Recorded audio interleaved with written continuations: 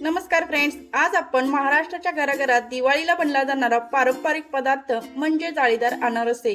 तुम्ही मागच्या वर्षीच्या आणि आत्ताच्या दिवाळी रेसिपी मी जी सुरू केलेल्या आहेत त्याला छान रिस्पॉन्स देत आहे, त्याबद्दल तुमच्या सर्वांचे धन्यवाद। असे हे जाळीदार अनारसे वरून कुरकुरीत आतून खुसखुशीत, तेलात विरघळू नये, कमी तेलकट होण्यासाठी तांदूळ किती घ्यावा, तांदूळ कोणता घ्यावा, तांदूळ आणि गुळाचं परफेक्ट प्रमाण, त्याचबरोबर तांदूळ किती भिजवावे, पीठ कसे तयार करावे, तांदळाच्या या सर्व टिप्स आपण या व्हिडिओमध्ये सांगितलेल्या आहेत। त्यामुळे व्हिडिओ तुम्ही लास्ट पर्यंत नक्की बघा।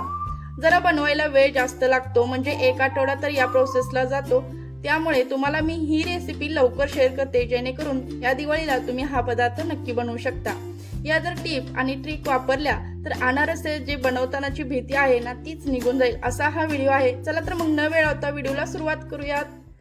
अनारसे बनवताना तांदूळ कोणता घ्यावा, या ठिकाणी तुम्ही रेशनचा तांदूळ घेतला तरी चालेल। तांदूळ फक्त जुना असावा, जाड असावा।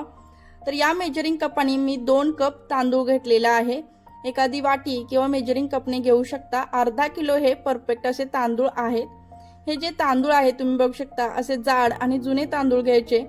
तुम्ही या ठिकाणी बासमती राईस तुकडा घेऊ शकता किंवा मग आंबे मोहर जो कणी तांदूळ असतो तो घेऊ शकता। फक्त तांदूळ जुना असावा, जाड असावा, हे महत्त्वाचं आहे। यामुळे पीठ आहे ते छान पडलं जातं, अनारसे जाळीदार तयार होतात। आता हे आपल्याला भरपूर असं पाणी टाकून स्वच्छ 2 ते 3 पाण्याने धुवून घ्यायचं आहे।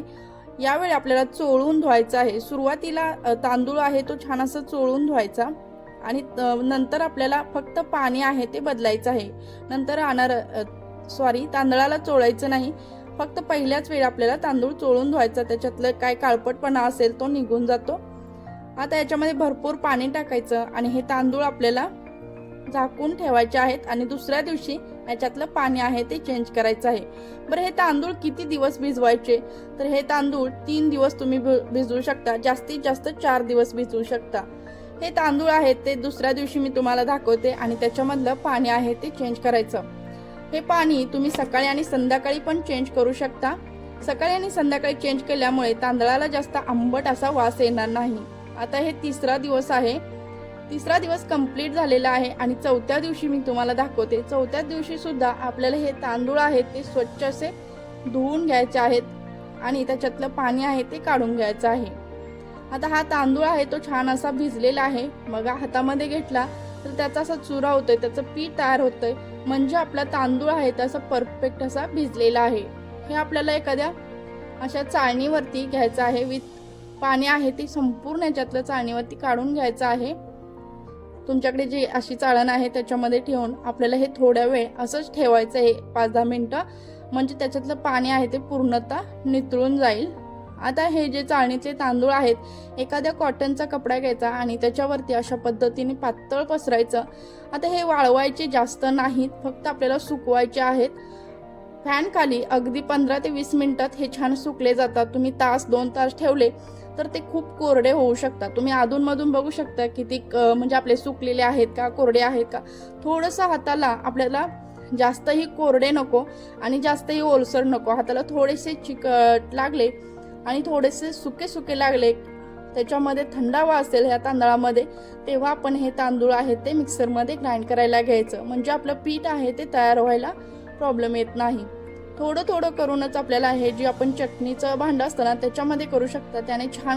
आता पिठाची कन्सिस्टन्सी तुम्ही बघू शकता, अशा पद्धतीने एकदम बारीक असं आपल्याला हे पीठ आहे ते तयार करून घ्यायचं आहे। पीठ चाळताना मात्र मैद्याच्या चाळणीनेच आपल्याला चाळायचं आहे, जेवढी बारीक चाळण असेल तेवढ्या चाळणीने तुम्ही चाळायचं आहे।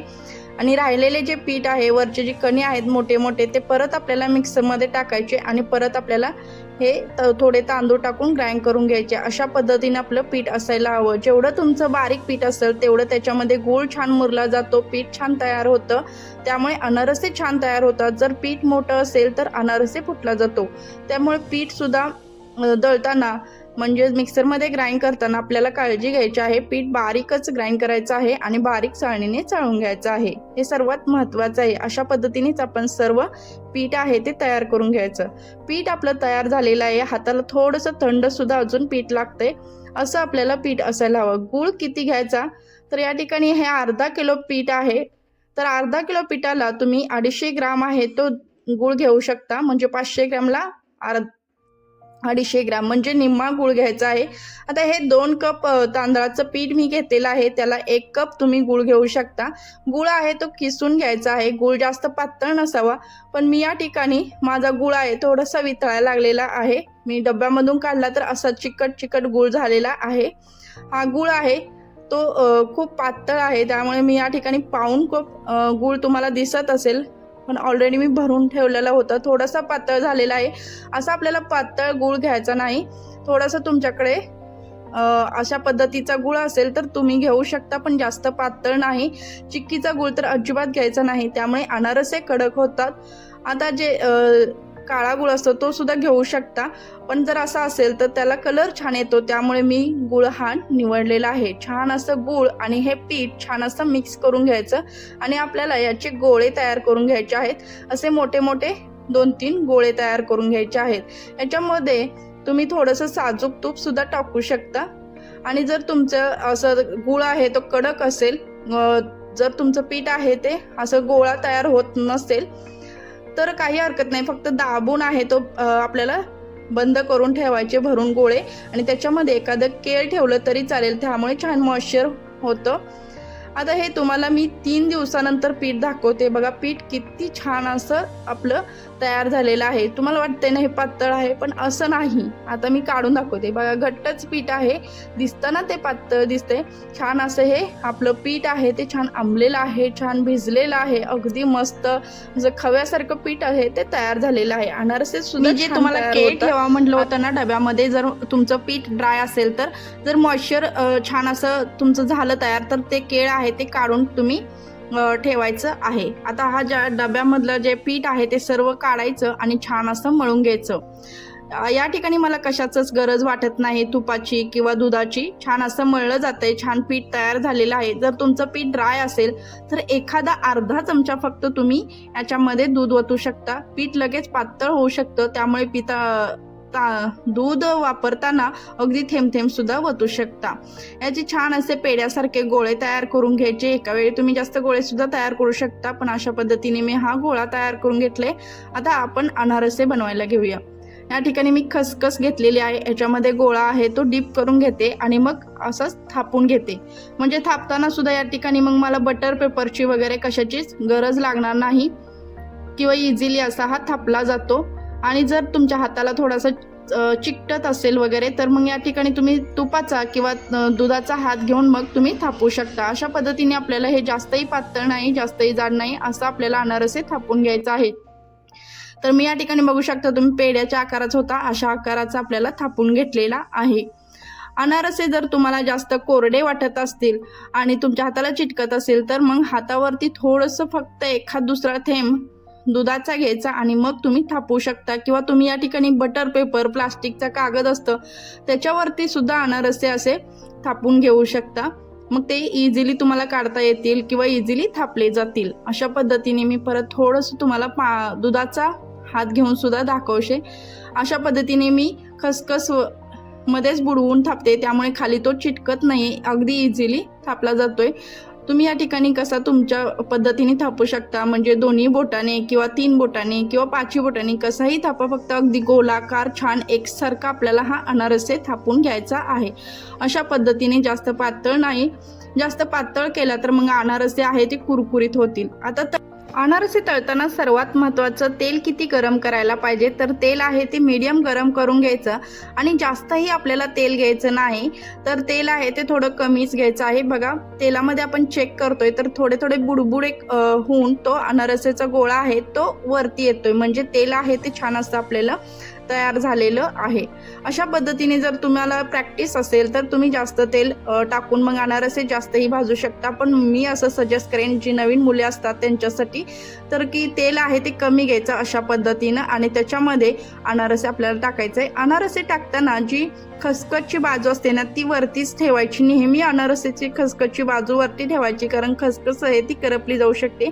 आता याच्यावरती आपल्याला अर्धा ते 1 मिनिट हात लावायचं नाही, थोडंसं कडक झालं झाऱ्याला आणि आपला अनारसे असा मस्त तयार झाला की मग ह्याच्यावरती आपल्याला या चमचेच्या सहाय्याने किंवा मग झाऱ्याच्या सहाय्याने असं तेल आहे ते छान असं शिंपडायचं, म्हणजे अनारसे दोन्ही बाजूनी छान असा भाजला जातो.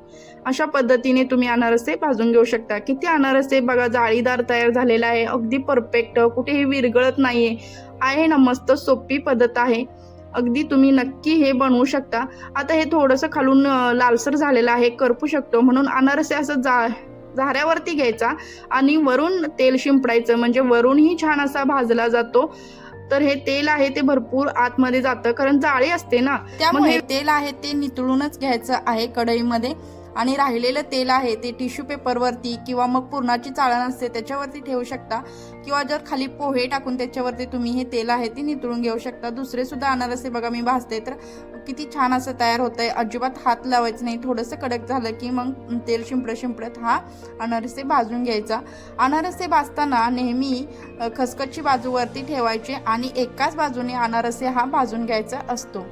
असे हे अनारसे जर तुमचे सुरुवातीला फसकले तरी सुद्धा तुम्ही हे पीठ छान असं परत छान मुरण्यासाठी ठेवू शकता. हे पीठ तुम्ही जास्त दिवस ठेवू शकता आणि जास्त दिवस सुद्धा वापरू शकता, म्हणजे 5 ते 6 महिने सुद्धा हे पीठ छान असं टिकलं जातं, फ्रीजमध्ये ठेवू शकता.